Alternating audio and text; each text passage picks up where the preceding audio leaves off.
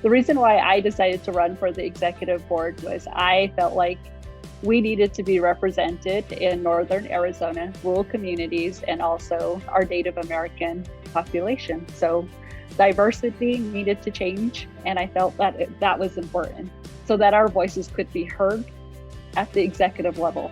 With a table of 25 chairs, it's important for us all to step up and have that opportunity. Education is the most important and foundational thing to our communities. Our children are our future, and without the best education possible, how can they provide the best future possible to the following generations? I encourage all of you to run, and please don't wait for somebody to ask you to run. It is certainly absolutely acceptable for you to self-nominate. I wanted to be a part of making a difference, not just in my district, but for districts across the state.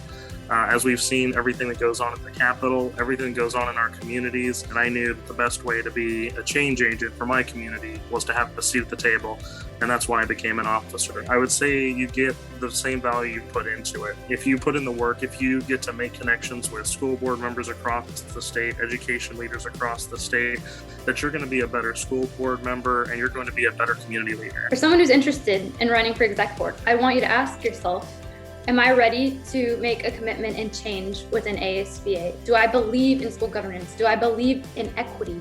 Do I believe in our public schools? I believed in ASBA's mission to support equity and local control. I think it's important right now more than ever that our schools have a say and that we as a board can help advocate for our rights as local school board members. Honestly, it came down to walking the walk, right? You talk about what's ASBA doing, how does it work?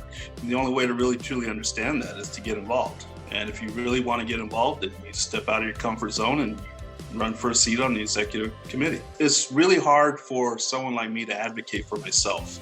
I will advocate for others to the death. And so elections are hard because you're advocating for yourself for the better good. So you get that push to do it because you know the reason you're doing it is to help others and to make things the best that they can be. Get your name out there and start advocating for schools across Arizona. If you have a strong passion for education and children, which I know you all do because you're serving your local communities, please put your name in to run for the executive committee of the Arizona School Boards Association Board of Directors.